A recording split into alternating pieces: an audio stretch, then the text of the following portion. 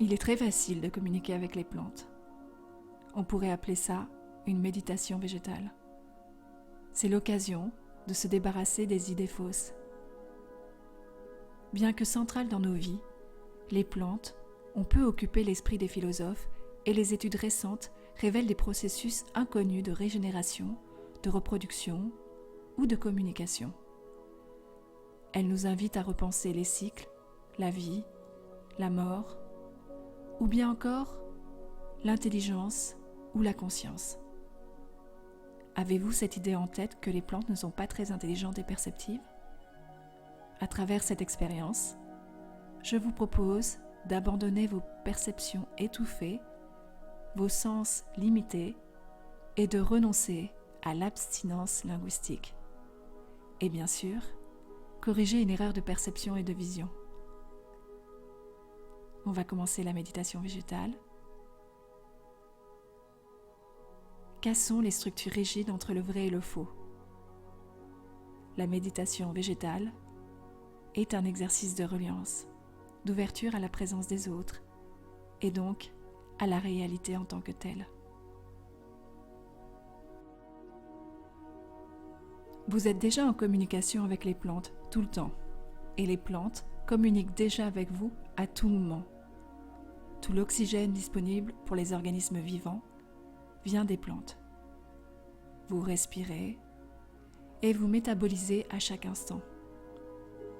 Certaines de nos pratiques polluent notre capacité naturelle à communiquer avec les plantes.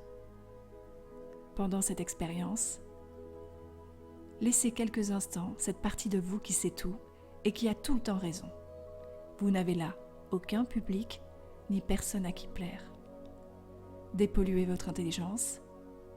Les plantes ne réagissent pas à l'arrogance. Elles sont au service du bien commun en contribuant à l'air, au sol, à l'alimentation des animaux.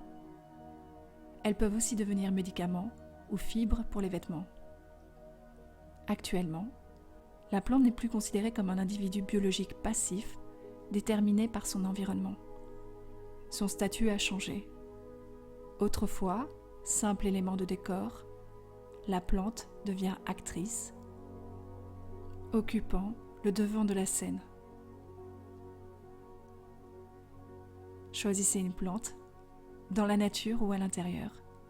Suivez votre intuition, par jeu, fantaisie ou curiosité.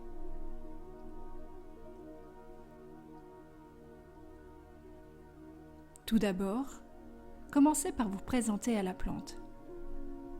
Toutes les conversations commencent par des présentations. Dites votre prénom ou votre surnom, le lieu où vous avez grandi, où vous vivez maintenant.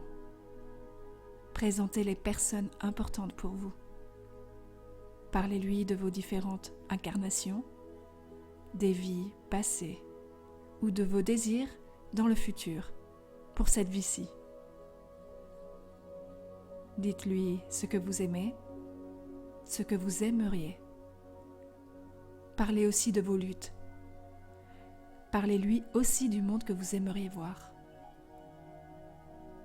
Comme dans toute relation sociale, lorsque vous dites bonjour pour la première fois, la conversation a besoin d'un point de départ. Ensuite, faites-lui une offrande. Il est peu probable que vous rencontriez une plante qui exige quoi que ce soit. Offrez-lui un cadeau. Imaginez que vous êtes invité quelque part et que vous apportez un gâteau pour contribuer au repas. Évidemment, vous pouvez vous sentir obligé de le faire. Mais s'il vous plaît, n'en faites pas une obligation. Puisque les plantes nous permettent de respirer, vous pouvez offrir par exemple votre souffle, ou peut-être un peu d'eau. Si la plante est dans un pot, lui offrir quelques heures dans un autre espace. Les plantes résonnent avec nos mots et nos rêves. Vous pouvez lui dire tout simplement à quel point vous aimez sa présence. Et vous souvenir à qui vous dites cette phrase ou à qui vous aimeriez le dire.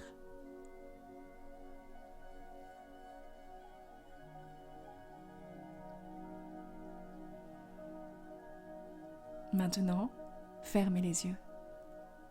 Respirez tout doucement et ressentez un lien entre la plante et vous. Demandez-lui son consentement. Sentez-vous dans votre corps une ouverture?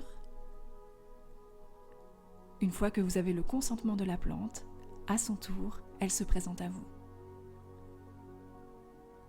Vous pouvez continuer de vous relier à l'esprit de la plante.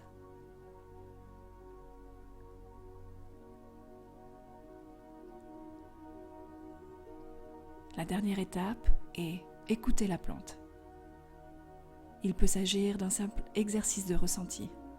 Toutefois, la forme que prend cette communication dépend de la façon dont la plante parle et de la façon dont vous écoutez et recevez. Certaines personnes entendent des mots ou de la musique. D'autres sentent ou voient des images et ressentent des sensations dans le corps. La multiplicité linguistique est l'effet d'un oubli de la langue universelle, celle d'avant Babel.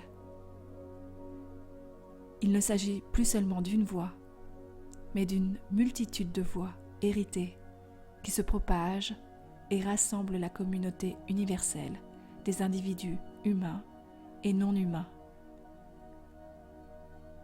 Si lors de votre première tentative de communication avec une plante, écouter est encore difficile, prenez un poème et lisez le texte à voix haute. Lorsque vous sentez que cette méditation est terminée, remerciez la plante, quelle que soit la forme de l'échange, et saluez la plante. Les résultats d'une expérience n'ont pas besoin d'être reproductibles pour être vrais.